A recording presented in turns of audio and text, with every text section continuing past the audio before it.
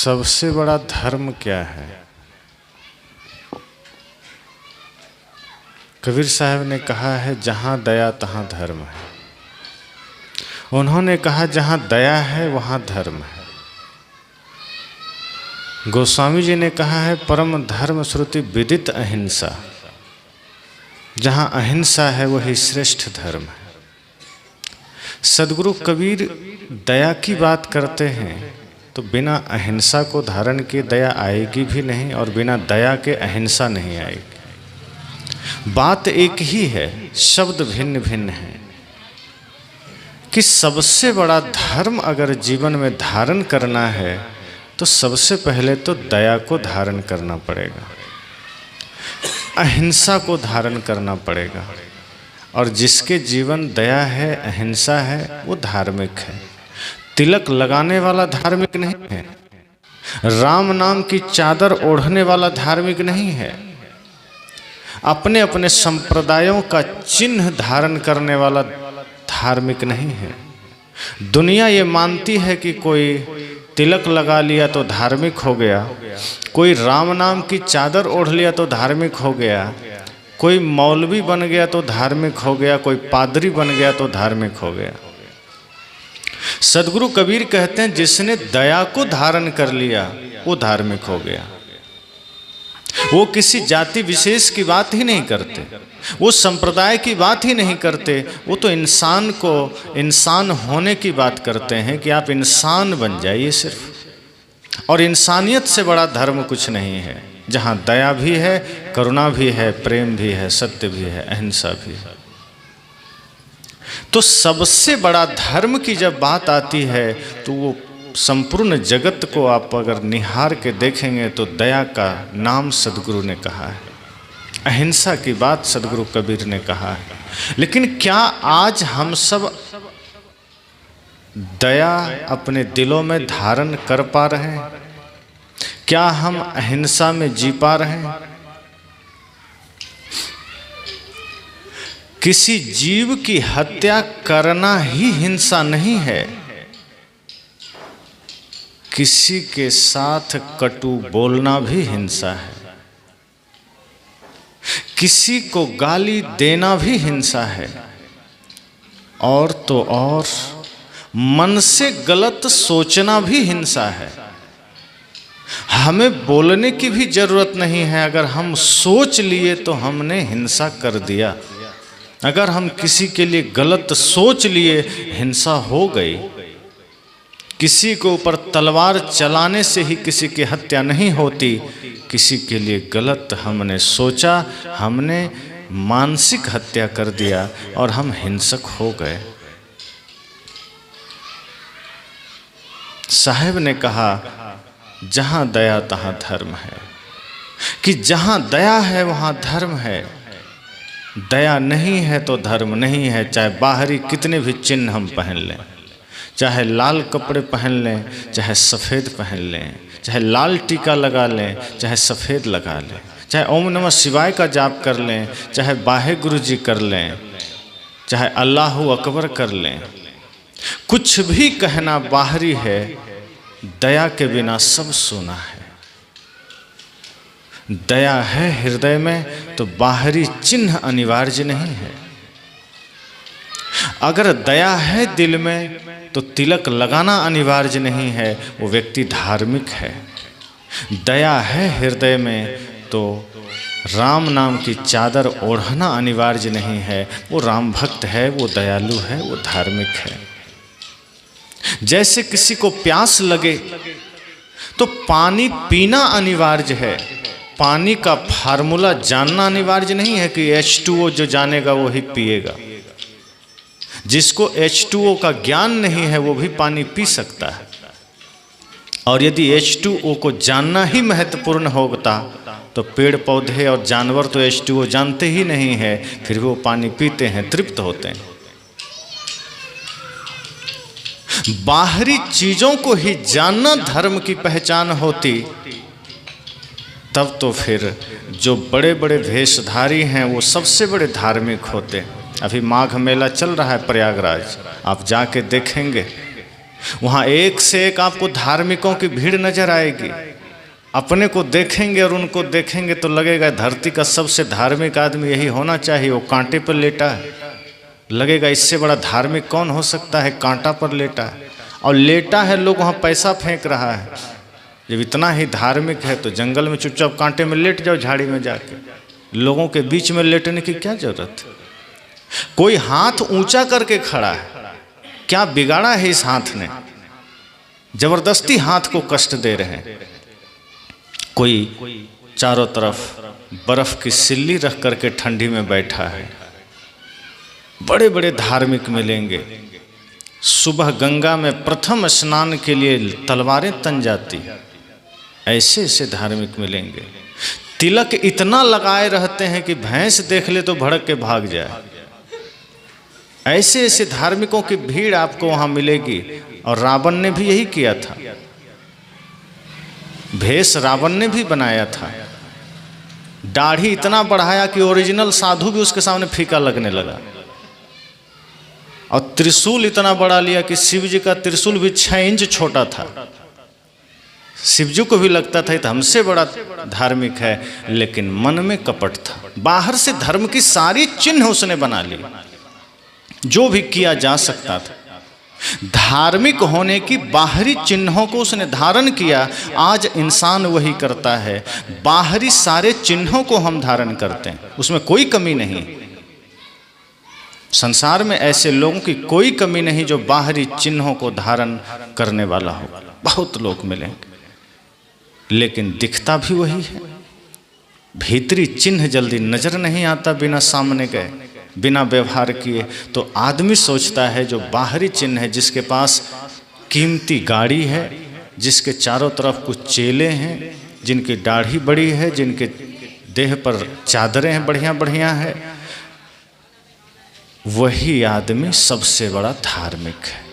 लेकिन ऐसे लोगों को न धर्म से मतलब होता है, न धर्म का पता होता है, न तो ऐसे लोगों को संत महापुरुष से मतलब होता है, न भगवान से मतलब होता है। ऐसे लोग सिर्फ अपने पेट पालने के लिए जो कुछ करना हो। और ऐसे ऐसे लोग हैं जो मंच में जाने से पहले शराब पीते हैं। बहुत ऐसे लोग जो राम की कथा कहने जा रहे हैं, कृष्ण की कथा कहने जा रहे हैं, लेकिन वो मंच में जाने से पहले शराब पी रहे हैं। क्यों? कि कथा कहने का मूड बनाना है। बिना शराब पिए कथा कह नहीं सकते। ऐसे ऐसे लोग हैं, उनको दुनियादारी से कोई मतलब नहीं, अपनी सुख सुविधा से मतलब है। और धर्म का बाहर चोला चलता रहे। हिंसा कोई कर रहा है, पाप कर रहा है, खुद कर रहा है, कोई मतलब नहीं। ऐसे लोग हाथ में स्वर्ग का टिकट भी रखते हैं। कोई आदमी कहा कि हम बड़े दुखी हैं, मेरे पिताजी गुजर गए, पता नहीं कहाँ गए होंगे। वो आदमी तुरंत कहता है चिंता मत करो, मैं आ रहा हूँ, मेरे पास टिकट है। नरक में गया होगा, ट्रांसफ़र तुरंत स्वर्ग में करा दें। ऐसे लोग हैं। एक बार जन्माष्टमी का समय था, वृंदावन धाम सजाया जा रहा था, भगवान कृष्ण का जन्मदिन।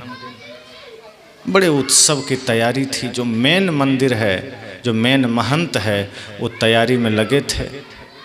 चारों ओर फूल मालाएं दीप सजाए जा रहे थे। रोचक कहानी है, भगवान कृष्ण का एक रूपक तैयार किया गया है। तो ये सब देख करके भगवान कृष्ण को लगा कि आज मैं वृंदावन में नहीं हूँ, आज मैं वहाँ धरती पर नहीं हूँ, फिर भी मेरे लिए इतने लोग तत्पर हैं, इतनी भक्ति है, इतनी निष्ठा है। काश मैं वहाँ होता, यदि मैं वहाँ चला जाऊँ ओरिजिनल, लोग कितने खुश होंगे। कितने बढ़िया बढ़िया भक्त हैं मेरे, रोज मूर्ति पे आके नाक रगड़ते हैं। मेरी मूर्ति घिस गई नाक रगड़ते रगड़ते, इतने बड़े बड़े भक्त हैं। अगर मैं चला जाऊं आज के दिन तो मेरे भक्त तो बड़े खुश होंगे, बड़े प्रसन्न होंगे। भगवान कृष्ण सोचते हैं कि क्यों ना मैं ही चला जाऊं, मूर्ति के सामने आरती घुमाने से अच्छा है मेरे ही सामने घुमा लो। मेरे प्रतीक की पूजा कर रहे हैं, अगर मैं स्वयं चला जाऊं तो कितना अच्छा होगा। इतना सारा विचार उनके मन में आया और धरती पर आ गए। मंदिर के बाहर बड़ा सा गेट था, गेट पर द्वारपाल खड़ा था। द्वारपाल के पास जैसे ही भगवान कृष्ण पहुंचे, द्वारपाल ने रोक दिया, ठहरो, कहाँ जा रहे हो? कृष्ण ने कहा, मुझे नहीं पहचाना, मेरा ही तो मंदिर है, मेरी ही तो पूजा हो रही है, मेरे ही जन्मदिन की तैयारी चल रही है, मैं कृष्ण हूँ। द्वारपाल ने कहा, हट, तेरे जैसे बहुरूपिया बहुत देखा है, लगता है किसी नाटक से भाग के आया, भाग। महंत जी गुस्सा करेंगे। कृष्ण जी सोचते हैं ये तो द्वारपाल है, इसको क्या पता मैं कौन हूँ, ये तो सिर्फ रक्षा के लिए खड़ा है। महंत तो जानता ही होगा, जो मेन पुजारी है उसको तो पता ही होगा, वो तो मुझे जानता होगा। कृष्ण जी को थोड़ा संदेह तो हुआ कि कैसे लोग हैं, मुझे नहीं जानता, मेरा मंदिर है, मेरा सब कुछ है, और मेरे को ही रोक रहा है। फिर भी वो दाएं बाएं करके घुस गए अंदर। कहा कोई बात नहीं। अब देखते हैं, जब अंदर घुसते हैं तो अंदर पूरी तैयारी चल रही है, लोग नाच रहे हैं, गा रहे हैं, चारों ओर फुलझड़ियाँ लगाई जा रही है, दीप जलाए जा रहे हैं। बड़े खुश हुए भगवान कृष्ण, कहे क्या गजब की तैयारी, मेरे ना होने के बाद सिर्फ मेरी स्मृति के साथ, मेरी छवि के साथ, मेरी मूर्ति के साथ, मेरी प्रतिमा के साथ इतनी बड़ी तैयारी। आज अगर मैं यहाँ उपस्थित हो रहा हूँ तो ये लोग तो और मगन हो जाएंगे। इसी ख्याल के साथ वो आगे बढ़ने लगे। देखते हैं तभी मंदिर का कपाट खुलता है और वहाँ से पुजारी निकल रहा है। कोई छाता लगाया है, धूप नहीं है फिर भी छाता लगाया है। महंतों की बड़ी चाह होती है कोई छाता लगा के चले। दो चेले अगल बगल झाड़ू जैसा एक ठो बाल होता है घोड़े का, पता नहीं क्या होता, उसको हिला रहे हैं, चंवर डुला रहे हैं। दो तीन पीछे से जयकारा लगा रहे हैं और कुछ लोग फूल छिड़क रहे हैं। गुरु जी आगे बढ़े, पुजारी जी। कृष्ण जी ने सोचा लगता है मेन चेला मेरा यही, ये तो मुझे पहचान लेगा। और कृष्ण जी उस पुजारी के सामने जाके खड़े हो गए। पुजारी ने कहा ये कौन है यहाँ? कहा तुम भी नहीं पहचाना? कहा चलो चलो, बहुरूपिया कहाँ से आ गया नाटक छोड़ के। कह हटाओ इसको, हटाओ। कृष्ण जी ने कहा सच में तुम नहीं पहचाना? कहा चलो चलो, तुम लोग नाटक से भाग के यहाँ आ गए, हम सब जानते हैं। अपने लड़कों से कहा उठाओ इसको, बंद करो मंदिर में। कहाँ से आ गया है? हट्टे कट्टे नौजवान लड़कों ने भगवान कृष्ण को उठाया। कृष्ण भी सोचे चलो बंद करने देते हैं, देखते हैं क्या क्या करता है। कंधे पे उठाया, मंदिर में जाके बंद कर दिया और ताला लगा दिया। और इधर पूजा पाठ हुआ, सब कुछ बढ़िया हुआ। भगवान कृष्ण का जन्मदिन भी मना लिया गया। जब सब मामला शांत हो गया, सारे लोग जहाँ तहाँ एडजस्ट हो गए, तब पुजारी चला, मंदिर खोला, भगवान कृष्ण के चरणों में गिर पड़ा, कहा प्रभु क्षमा करना। कहा अरे अब क्या है? कहा मैं उसी समय पहचान लिया था कि आप ही कृष्ण हैं। फिर तुमने मुझे बहुरूपिया क्यों कहा? कहा यदि हम उस समय बोल देते सबको कि ये भगवान कृष्ण हमारे बीच आ गए हैं, तो हमारे चेले हमारी सेवा छोड़ आपकी में लग जाते, फिर हमारा तो भट्ठी बैठ जाता, फिर तो मेरी कोई पूजा ही नहीं करता। आपकी यहाँ जरूरत ही नहीं है, आप वहीं ठीक हैं गौलोक में, वहीं चले जाइए। यहाँ हम सब कुछ बढ़िया संभाल रहे हैं, यहाँ हम देख रहे हैं, हमको यहाँ बढ़िया सब चल रहा है, आपकी आवश्यकता नहीं है। यहाँ मेरा सब काम दनादन चल रहा है, आप क्यों आ गए? भगवान ने कहा कि हमें तो लगा था कि मुझे देख करके तुम प्रसन्न होगे, हमें तो लगा मेरी उपस्थिति तुम्हें सुकून देगा, लेकिन तुम तो पहले से ऐसी तैयारी में लगे हो कि मेरी पूजा, मेरा जन्म को भी तुमने धंधा बना लिया। और कहते हैं तब से वो अंतर्ध्यान हो गए, दोबारा नहीं आए। यही आदमी आज भी कर रहा है। मंदिरों से लेके हर जगह के धार्मिक प्रतीकों को, धार्मिक चिन्हों को, धार्मिक शास्त्रों को सिर्फ आदमी ने यूज किया है अपने लाभ के लिए, अपने स्वार्थ के लिए। उसमें ना कहीं अहिंसा से मतलब है, ना कहीं पूजा से मतलब है, ना कहीं प्रार्थना से मतलब। ऐसे लोग जो बड़े बड़े धार्मिक चिन्हों के साथ खड़े हैं, ऐसे लोग जो बड़े बड़े धर्म के गद्दी पर बैठते हैं, ऐसे लोग जो धर्म के ठेकेदार बनते हैं, अधिकांश पाप के कारक यही होते हैं। जितना अधिक तेज घंटी जो हिलाएगा, समझ जाना वो उतना अधिक पाप करके आया है, ताकि लोगों को पता चले कि ये आदमी बड़ा धार्मिक है। जो जितना अधिक हल्ला मचा के प्रार्थना गाएगा, समझ जाना वो उतना अधिक पाप करके आया है। तो धार्मिक चिन्हों को हम धारण करते हैं, पर धर्म का असली मर्म हमारे जीवन में नहीं होता।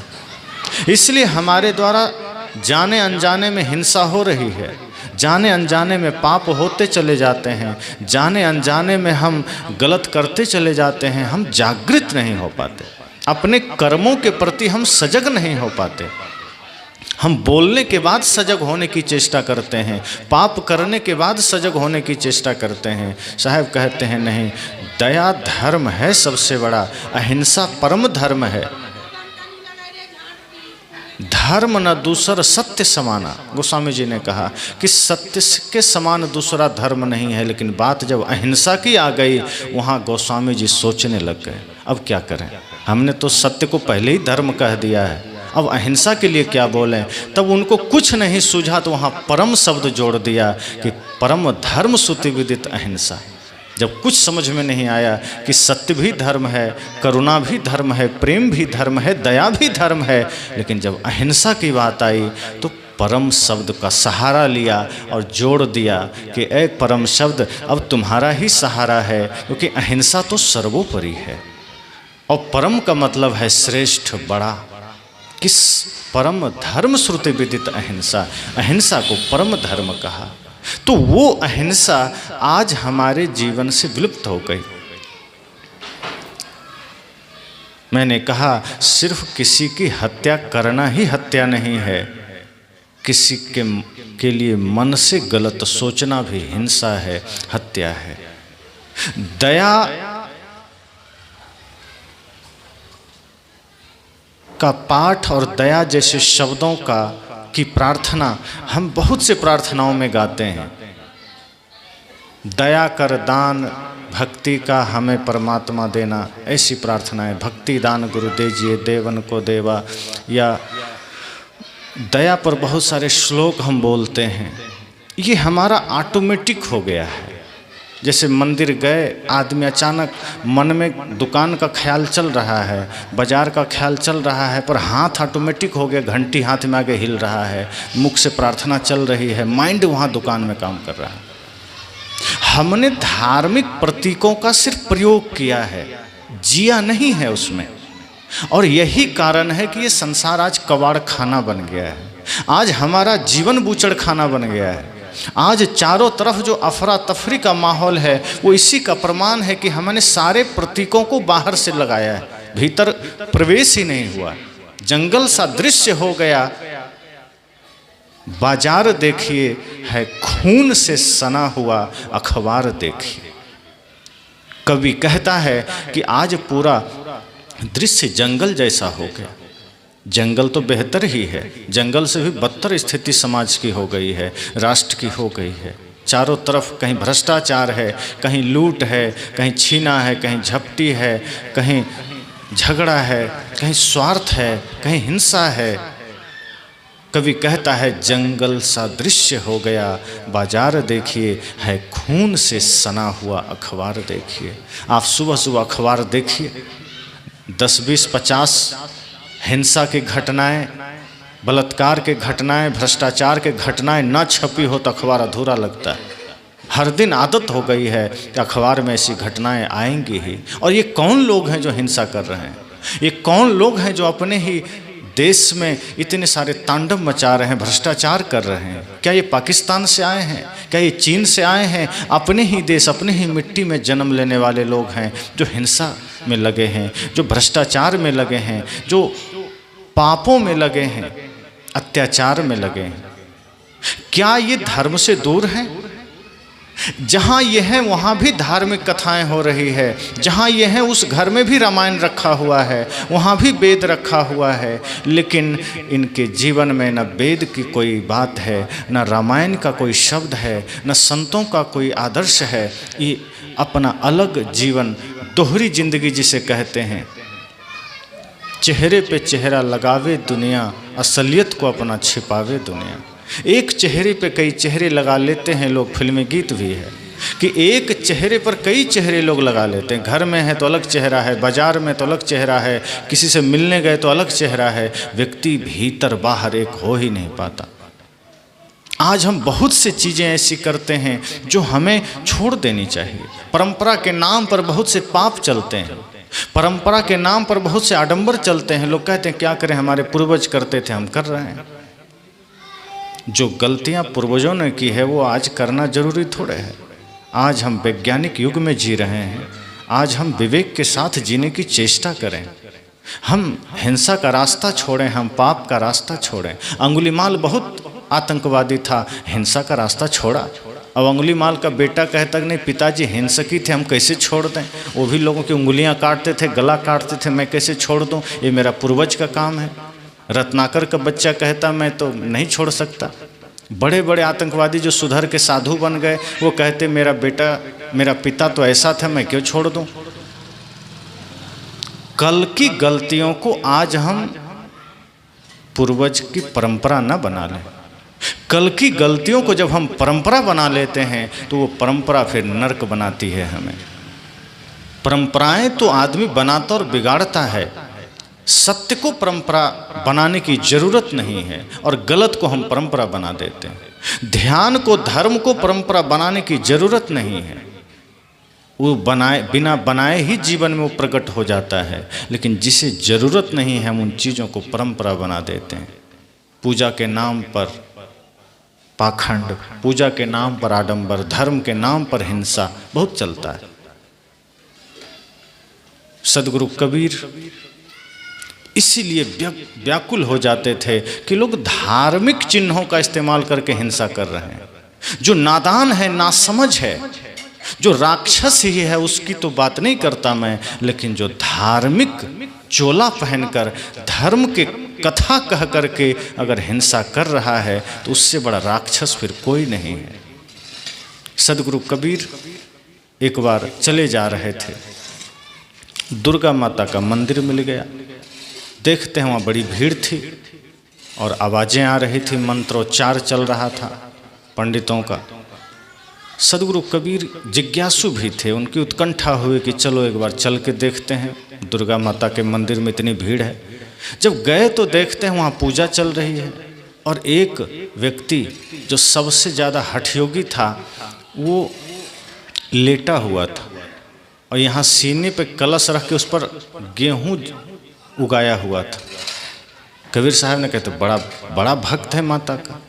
एक तरफ पंडित मंत्रोच्चार कर रहा था, कुछ श्लोक पढ़ रहा था, कुछ लोग ताली बजा रहे थे, माता रानी की जय कर रहे थे। सब कुछ देखा, कहा वाह क्या बात, समाज बदल जाएगा। कबीर साहब ने सोचा अब परिवर्तन आ जाएगा समाज में। लोग बड़े धार्मिक मालूम पड़ते हैं, ये धर्म का स्थल है, लोग कितने भक्ति में डूबे हैं। तभी साहब की नज़र घूमी, देखते हैं उधर भेड़ बकरियां बंधी सैकड़ों की संख्या में। तो कबीर साहब ने कहा बाकी लोग तो मंत्र पढ़ रहे हैं, कुछ लोग पूजा कर रहे हैं, कुछ लोग जौ जन्माए हुए हैं, गेहूं जन्म, ये भेड़ बकरी कौन सा पूजा करने आए हैं, ये क्या मामला है भाई। तब पूछा किसी से, लेकिन कोई बता भी नहीं रहा है। साहब ने ध्यान दिया, बार बार पूछ रहे हैं लोगों से ये कौन सा पूजा है, तो लोग मगन है। साहब ने कहा रुको देख ही लेते हैं क्या होता है। तो जैसे ही मंत्र बंद हुआ, श्लोक बंद हुआ, कबीर साहब चुपचाप खड़े हैं। उसी पंडित में से एक खड़ा हुआ और लिया तलवार और सटाया माता रानी के चरण में। उसके बाद सटाया यहाँ और फिर यहाँ, और बस साहब कुछ समझ पाते उससे पहले वो सैकड़ों भेड़ बकरी काट काट के धाराशाही कर दिया। कबीर साहब ने सिर पर हाथ रखा, कहा धर्म कथे जहाँ जीभ बधे तहाँ अकर्म करे मेरे भाई, और जो तोहरा को पंडित कहिए तो काको कहिए कसाई। कहा मैं तो धर्म के नाम पर गलत जगह में आ गया, मैं तो धर्म स्थल सोचा था, मैं तो ये प्रेम का मंदिर सोचा था, मैं तो करुणा का मंदिर सोचा था। ये सोचकर मैं आ गया कि हमारा देश बदल रहा है, धार्मिकों की भीड़ है, पर यहाँ तो जो तोहरा को ब्राह्मण कहिए तो काको कहिए कसाई। अगर तुम माता के नाम पर, धर्म के नाम पर जीव की हत्या कर रहे हो तो तुमसे बड़ा कसाई फिर कोई नहीं है। दूसरा कौन कसाई होगा? मांस की मंडी में चले जाए, वहाँ कसाई काट करके मांस बेचता है, अरे वो तो कसाई है, उस पर ठप्पा लगा है कसाई का, इसलिए वो काम कर रहा है। जिस पर धार्मिक होने का ठप्पा लगा है, जब वो हत्या करता है तो साहब कहते हैं फिर ये धोखा है, ये तो समाज के साथ खिलवाड़ है। जीव दया और आत्म पूजा, इनसे बढ़कर देव नहीं दूजा।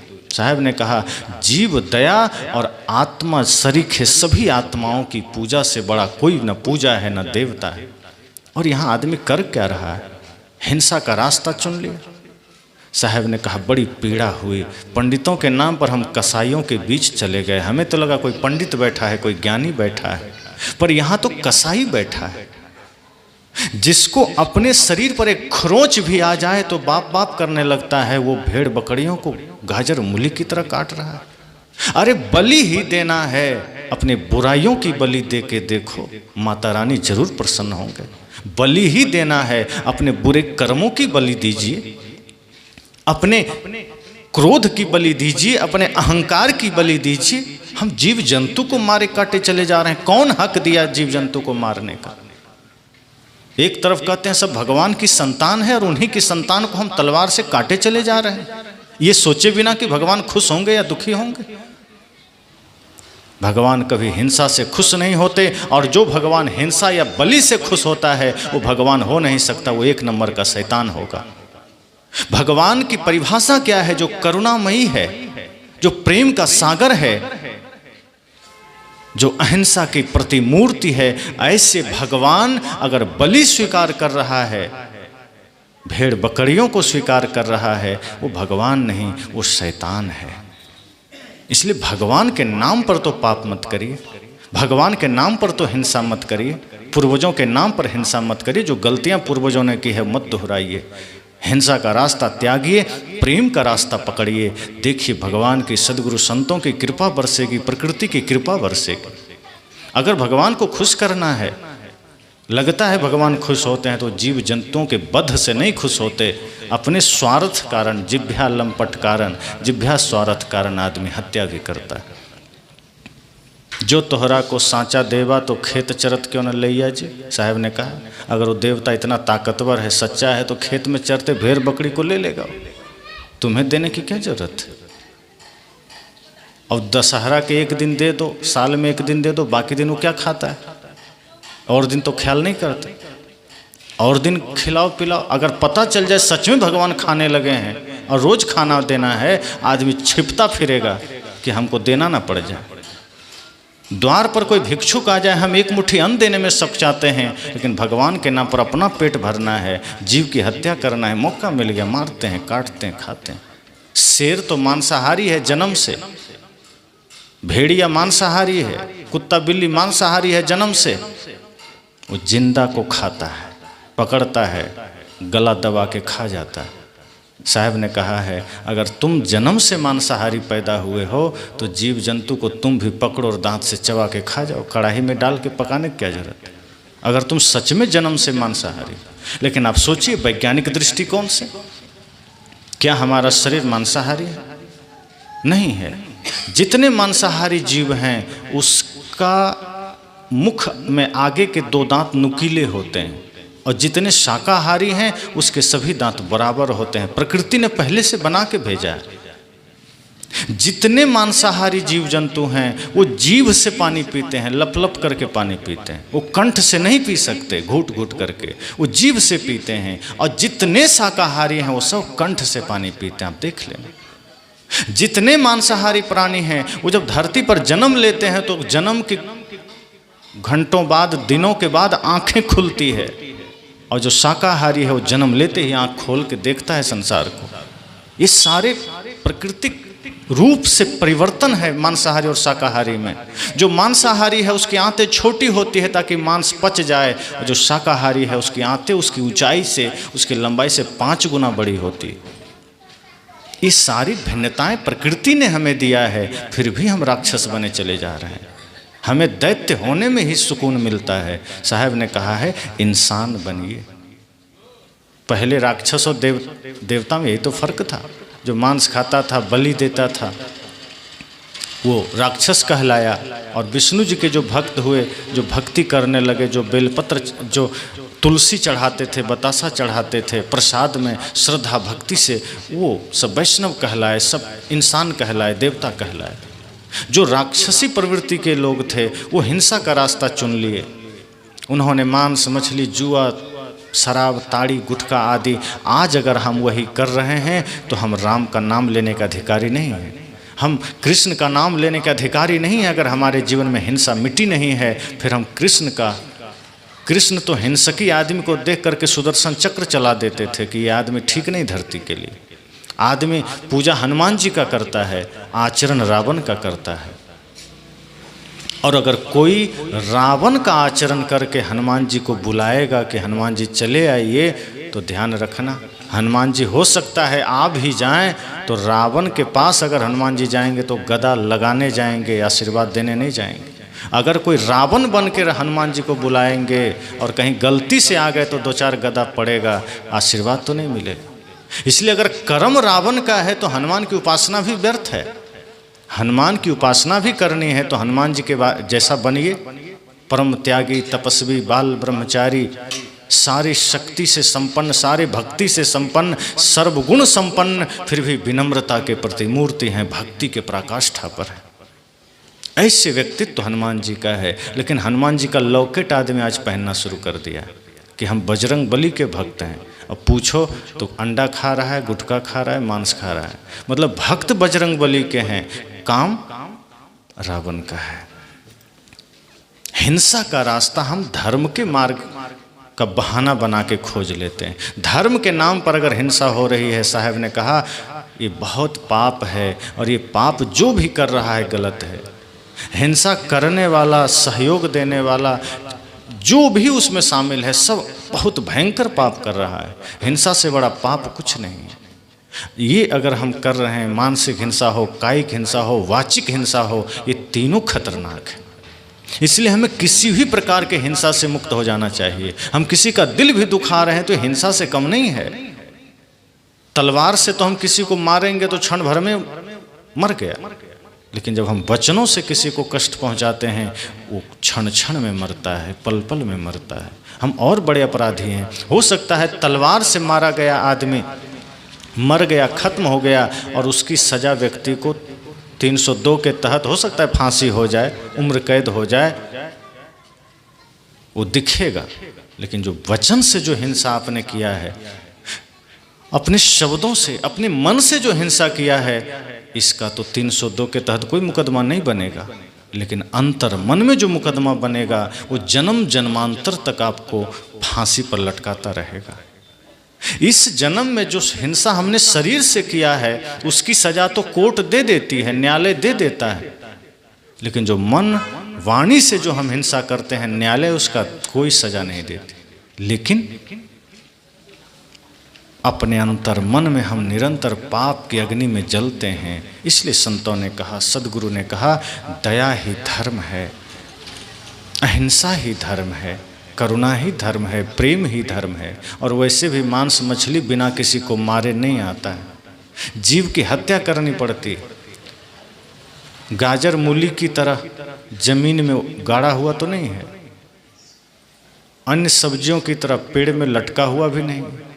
जब तक किसी जीव की हम हत्या नहीं करेंगे, नहीं आ सकता। और जीव हत्या को सभी शास्त्रों ने पाप कहा है, जीव वध को सबसे बड़ा पाप कहा है।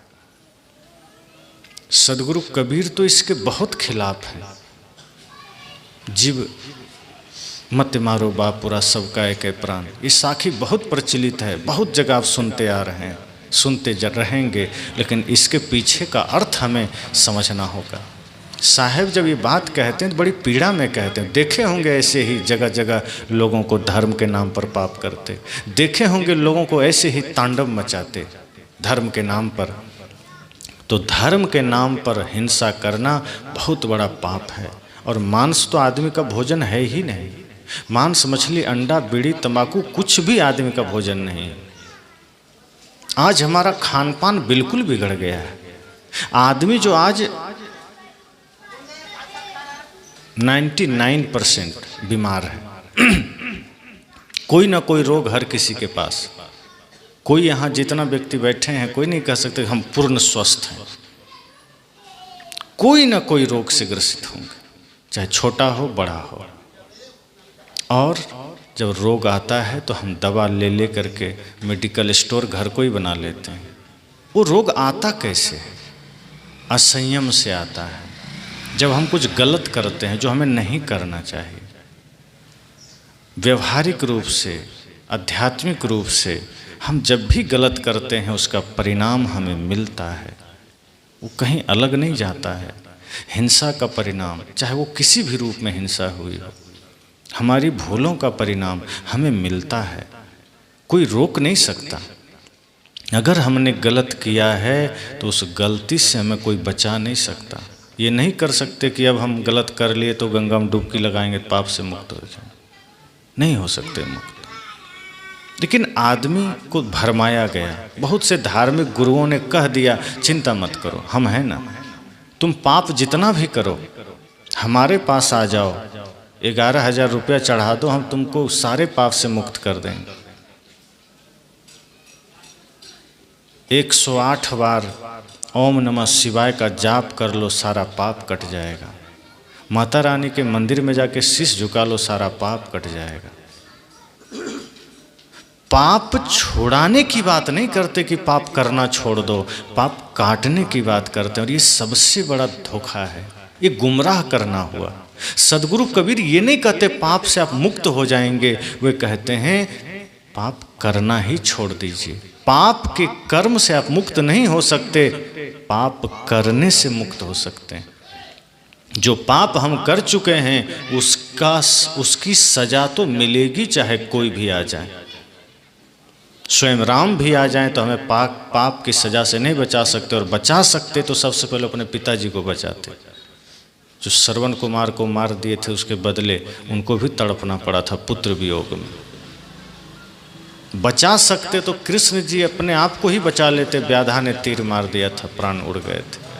जब भगवान भी अपने कर्म फल को भोगे हैं, अपने को कर्म के बंधन से मुक्त नहीं कर पाए, शरीर जो भी धारण किया कर्म से बंध जाता है, प्रकृति से बंध जाता है।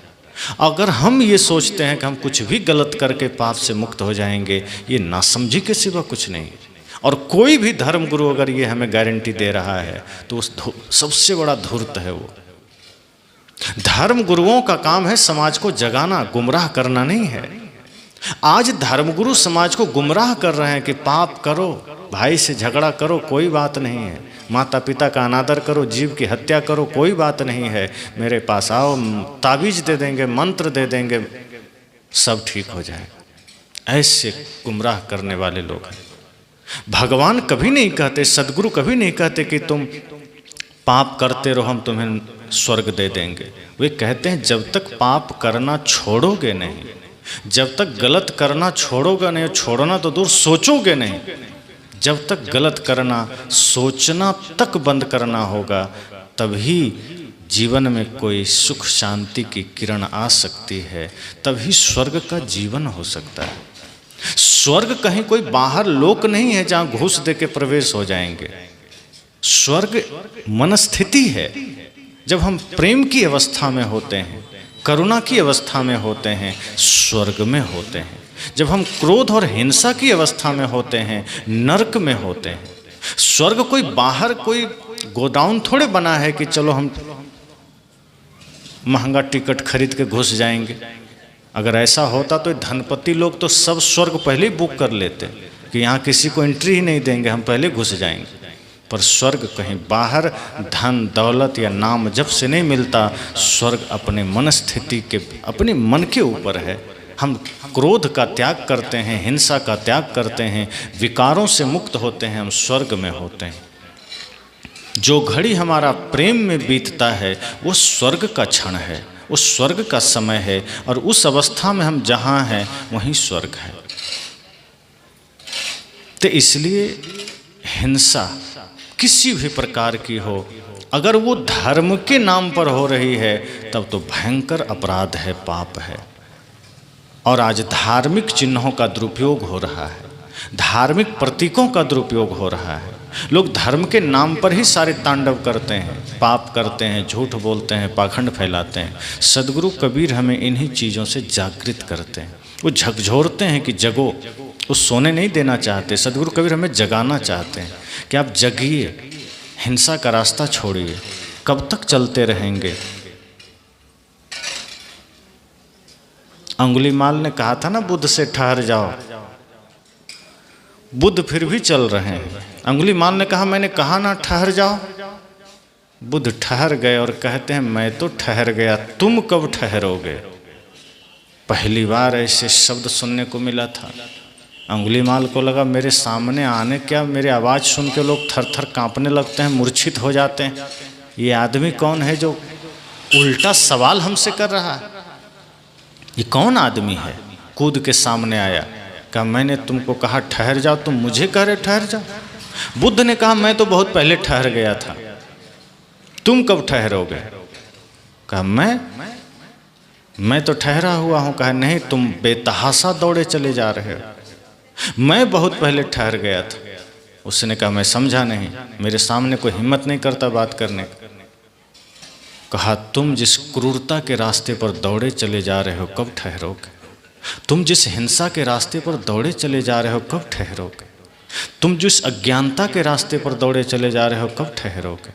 तुम जिस क्रोध के रास्ते पर दौड़ रहे हो बेतहाशा बिना लगाम के, कब ठहरोगे?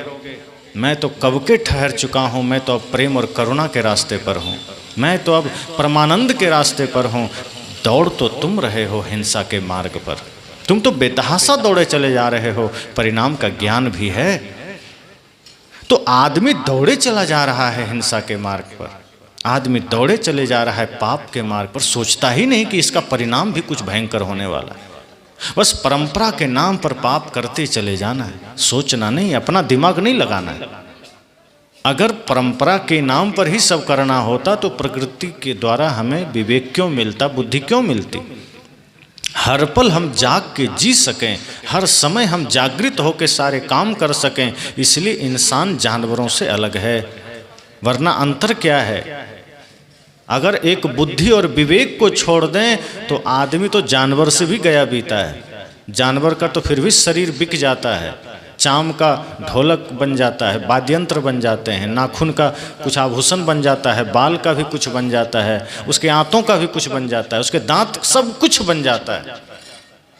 मानुष तेरा गुण बड़ा, मांस ना आवे काज, हाड़ ना होते आभरण, त्वचा न बाजन बाज। अगर आदमी के भीतर से विवेक और बुद्धि निकाल दें तो आदमी जानवर के सामने दो कौड़ी का भी नहीं है। और वो आदमी घमंड कर रहा है, पाप कर रहा है, भागे चले जा रहा है। साहब ने कहा ये विवेक और बुद्धि मिली है, विवेक मिला है, बुद्धि मिली है, इसका प्रयोग करिए जीवन को बेहतर बनाने में। ऐसा कुछ अपने भीतर सद्गुण को जागृत करिए कि जानवर से कीमती आपका जीवन हो सके। वरना जानवर बेहतर है हमसे, जानवर प्रकृति में जी रहा है। कभी गाय मर जाएगी, मांस नहीं खाएगी। कुत्ता सर्वाहारी है, मांस भी खाता है, अन्न भी खाता है। आदमी आज वही हो गया है, दोनों खा रहा है। बिल्ली मांस खा रही है, शेर मांस खा रहा है। शेर मर जाएगा, दाल भात सब्जी नहीं खाएगा, प्रकृति प्रदत्त है वो। हम उसको कितना भी ज्ञान सुनाएं, पिंजरा में यहाँ रख दिया जाए शेर और साप्ताहिक भागवत कथा शुरू हो जाए या बीजक कथा, और शेर को हम खूब सुनाएं कि धार्मिक बन जाओ, अहिंसा अपना लो, और 7वें दिन कहीं गलती से पिंजरा खोल दिया तो इसमें से कोई जिंदा नहीं बचेगा। कोई धर्म काम नहीं करता। प्रकृति प्रदत्त है, वो स्थिर है अपने धर्म पर, वो अपने धर्म से डिग नहीं सकता। और गाय को कितना भी हम मांसाहारियों के बीच भेज दें, वहाँ से आने के बाद वो मांस छू भी नहीं सकते। जो प्रकृति ने जिसको जैसा बनाया है, जानवर उस धर्म पर अडिग है, पशु अपने धर्म पर अडिग, आदमी अपने धर्म से विमुख हो गया है। जिसके पास बुद्धि है, विवेक है, वही धर्म से भ्रष्ट हो गया है। और जो जीव जंतु को कोई बुद्धि विवेक नहीं है, वो अपने धर्म पर चल रहा है। इसलिए साहब ने कहा कि कम से कम जानवरों से तो सीखिए। जंगल सा दृश्य हो गया, बाजार देखिए है खून से सना हुआ अखबार देखिए। यही परिणाम है कि आज हमने अपना विवेक बुद्धि का इस्तेमाल करना छोड़ दिया, आज हमने अपने विचार को ही छोड़ दिया, आज हम अनैतिक कर्म करते चले जा रहे हैं। नहीं संस्कृति में जी सकते थे, कम से कम प्रकृति में तो जीते, लेकिन आज इंसान विकृति में जी रहा है। सारे जीव जंतु को आप देखेंगे वो अपने अपने मार्ग पर है, अपने अपने धर्म पर है। बैल अपने धर्म पर है, गधा अपने धर्म पर है, कुत्ता अपने धर्म पर है, शेर सब अपने धर्म पर है, बकरी अपने धर्म पर है, मुर्गी, जितने जीव जंतु हैं वो अपने स्वभाव को नहीं छोड़ता। लेकिन आदमी अपना स्वभाव, अपने चरित्र छोड़ करके गलत आदतों का शिकार होकर के दौड़े चला जा रहा है। और कोई संत जागृत करता है, जगाता है कि हिंसा के मार्ग पर क्यों दौड़े चले जा रहे हो, तो उसे लगता है यही मेरा दुश्मन है, फिर उसके पीछे पड़ जाता है, फिर उसको वो आलोचना करता है, ये तो ठीक आदमी नहीं है। जो मीठी बात करे, आपके गलत काम को देखकर समझ जाना वो आपका सबसे बड़ा दुश्मन है, क्योंकि वो नहीं चाहता कि आप गलत मार्ग छोड़ें, वो नहीं चाहता कि आपके जीवन में स्वर्ग आए। जब कोई संत हमें जगाते हैं तो संत का व्यक्तिगत कोई स्वार्थ नहीं होता है। कोई आदमी नरक में ही चला जाए, संत का क्या बिगड़ेगा। लेकिन चूंकि संपूर्ण जगत के लिए, जो कहते हैं ना, दूसरे के दुखों को देखकर जो द्रवित हो उठे वो संत है, और संत दूसरे की पीड़ा को देख करके पीड़ित होते हैं, इसलिए चाहते हैं कि दूसरा भी पीड़ा से मुक्त हो जाए, दूसरा भी समस्याओं से मुक्त हो जाए। अगर कोई हिंसा के मार्ग पर चल रहा है तो संत ये नहीं सोचते कि उससे मेरा कोई नुकसान है, ये सोचते हैं कि उसका नुकसान है, और क्यों हो उसका नुकसान, उसका भी नुकसान नहीं होना चाहिए। जो पाप के मार्ग में चल रहा है वो पाप के मार्ग में क्यों चले, क्यों वो दुख दर्द में जिए। एक सच्चे संत की पहचान तो यही है, अपने हो या पराये सबके लिए हो न्याय। उनकी तो यही पहचान है कि अपना हो पराया हो, मत पंथ से कोई लेना देना नहीं। एक सच्चे संत को संप्रदायों से, मत पंथ से, जाति से, मजहब से, धर्म से कोई लेना देना नहीं। और धर्म से जब लेना होता है तो धर्म का अर्थ विराट होता है। आज जो लोग धर्म का अर्थ करते हैं उन धर्मों से कोई मतलब नहीं। धर्म शब्द जब कोई सच्चे संत के मुख से प्रवाहित हो, कोई पहुँचे हुए संत, पहुँचे मतलब जो अपनी स्थिति में पहुँच गए। लोग जैसे ही पहुँचे और सिद्ध संत का नाम सुनते समझते वो चमत्कार जानता होगा, वो आग में चलता होगा, वो हाथ हिला के रसगुल्ला ले आएगा, तो लोग उसको चमत्कारिक और पहुँचा हुआ संत मान लेता है। पर सदगुरु कबीर कहते हैं वो जादूगर है, मदारी है और कुछ नहीं है। जो पहुँचा हुआ संत है वो मन वाणी इंद्रियों का स्वामी है। जो पहुँचा हुआ संत है वो अपनी स्थिति में पहुँचा हुआ है, वो मदारी वाला खेल नहीं करता, वो जादूगर का काम नहीं करता। ये काम तो जादूगरों का है। तो जो सच्चे संत हैं वो अपनी स्थिति में हैं और वो हमें भी उसी स्थिति का मार्ग बताते हैं। वो अपने सुख दुख से ऊपर उठ चुके हैं, परम शांति में स्थित हो गए हैं, जहाँ संसार का कोई भी प्रभाव उनको प्रभावित नहीं कर रहा है, जहाँ कोई भी अनुकूलता प्रतिकूलता उनको डिस्टर्ब नहीं कर रहा है। तो जब ऐसे संत हमारे बीच होते हैं तो वो हमें जागृत करते हैं, इसलिए कि हम भी जग करके शांति से जी सकें, हम भी सुख और शांति में जीवन बिता सकें। इसलिए सदगुरु कबीर जब दया धर्म की बात करते हैं, अहिंसा की बात करते हैं, प्रेम की बात करते हैं, तो वो सिर्फ अपने मतपंथ की बात नहीं करते, वो समस्त इंसान की बात करते हैं। वो नहीं कहते कि तुम किसी जगह एक में बंध जाओ, वो बंधना नहीं, वो लोगों को छुड़ाना चाहते हैं। वो घेरा में बांधना नहीं चाहते, वो तो विराट बनाना चाहते हैं। वो नहीं कहते कि तुम कबीरपंथी बन के रह जाओ, वे तो कहते हैं कि कोई पंथ पंथाई की जरूरत नहीं है, तुम शुद्ध इंसान बनो। सदगुरु कबीर के मानवतावादी विचार को मानने वाला हर कोई कबीरपंथी है। उसके लिए माला ही पहने तो ही कबीरपंथी होगा नहीं। कबीरपंथी का मतलब ही है जो कबीर साहब के बताए रास्ते पर चलने वाला हो, और कबीर साहब का बताया हुआ रास्ता सांप्रदायिक नहीं है, वो मानवतावादी है।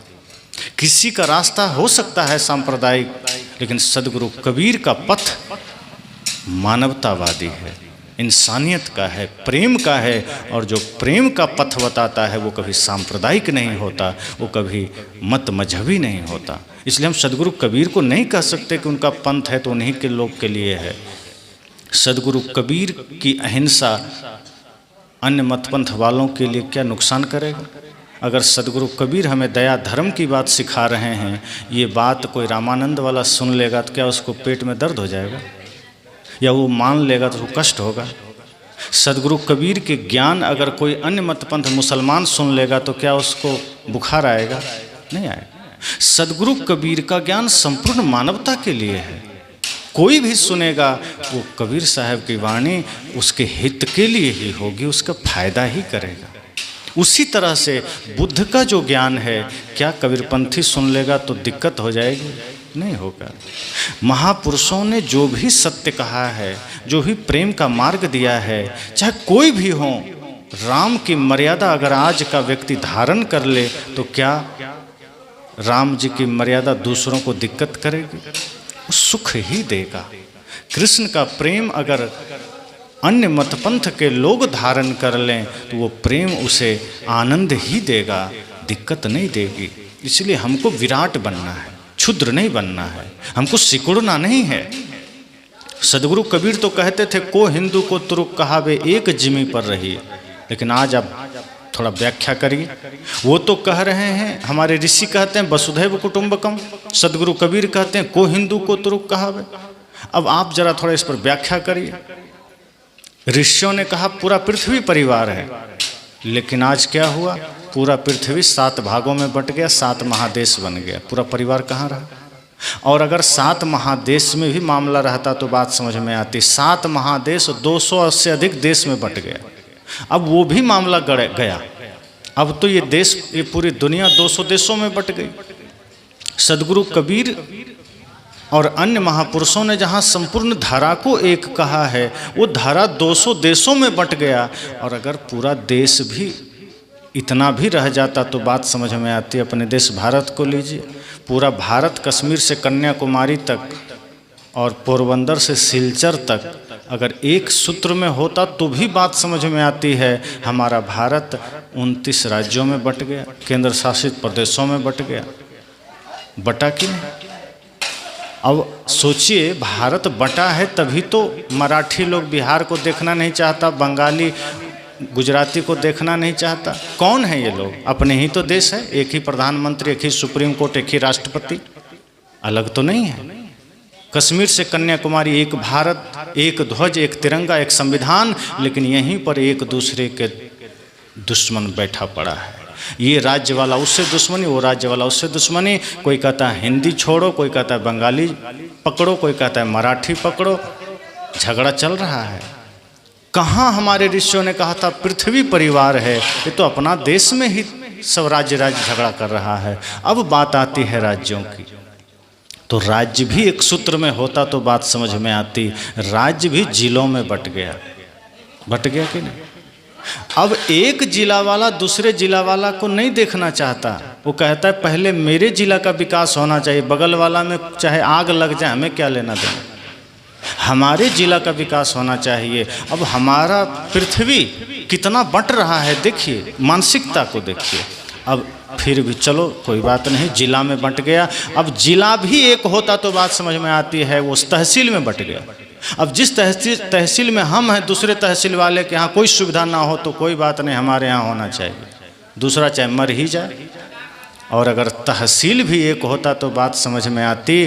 तहसील पंचायत में बट गया। अब हम जिस पंचायत में हैं हम इसका विकास देखेंगे, बगल में चाहे नरक मच रहा हो हमें कोई दिक्कत नहीं है। लेकिन पंचायत तक भी मामला नहीं रुका, अब वो पंचायत गांवों में बट गया, शहर वार्डों में बट गया, पंचायत गांवों में बट गया। और गांव तक भी मामला नहीं रुका, गांव मोहल्लों में बट गया। अब एक मोहल्ला वाला दूसरे मोहल्ले को गाली दे रहा है कि नहीं इधर बिजली रहे उधर रहे, ना रहे कोई बात नहीं, इधर सड़क बने उधर ना बने। मोहल्ला से भी दिक्कत हो रही है। और मोहल्ला तो छोड़िए, वहाँ तक भी मामला नहीं रुका, अब मोहल्ला में परिवार बंट गए, घर बंट गए। अब हमारा घर ठीक रहे, पड़ोसी में आग लगे, हमें कोई दिक्कत नहीं।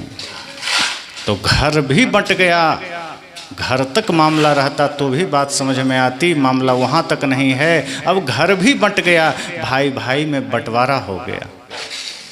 अब मामला यहाँ तक आ गया कि एक घर भी एक नहीं है, उसमें भी एक भाई अलग, दूसरा अलग, पिता अलग, माता अलग, बट गया। अब आदमी अकेला हो गया। लेकिन अकेला भी आदमी होता तो बात समझ में आती, आदमी भीतर भी एकता नहीं है। संतो घर में झगड़ा भारी, साहब ने कहा रात दिवस मिली उठ उठ ना लागे 5 ढोटा एक नारी। आदमी भीतर भी अकेला नहीं है, वहाँ भी झगड़ा मचा हुआ है। किसका? इंद्रियों का झगड़ा मचा हुआ है। आँख सुंदर रूप देखना चाहती है, कान सुंदर शब्द सुनना चाहता है, नाक सुंदर गंध लेना चाहता है, जीभ सुंदर स्वाद लेना चाहता है, हाथ सुंदर स्पर्श चाहता है। पांचों में झगड़ा मचा हुआ है। सभी इंद्रियां एक दूसरे से झगड़ा कर रहा है। और इसका प्रमाण देखिए, अभी मैं बोल रहा हूँ, यही ताज़ा देख लीजिए। और बोलते बोलते माइक खराब हो जाए तो आँख से तो आप हमें देख रहे हैं, आँख को तो अच्छा लग रहा है, लेकिन आवाज़ जैसे ही बंद होगा कान कहेगा जल्दी ठीक कराओ उसको, हमको नहीं मिल रहा है। आँख को मिल रहा है, कान को नहीं मिले, कान तुरंत आपको तैयार करेगा, जल्दी जाओ माइक वाले के पास, कहाँ गया, ठीक कराओ, आवाज़ नहीं आ रही। कान को संतोष है, आँख को मिल रहा है ना, लेकिन कान को आँख से कोई लेना देना नहीं। वो कहता नहीं मुझे भी चाहिए।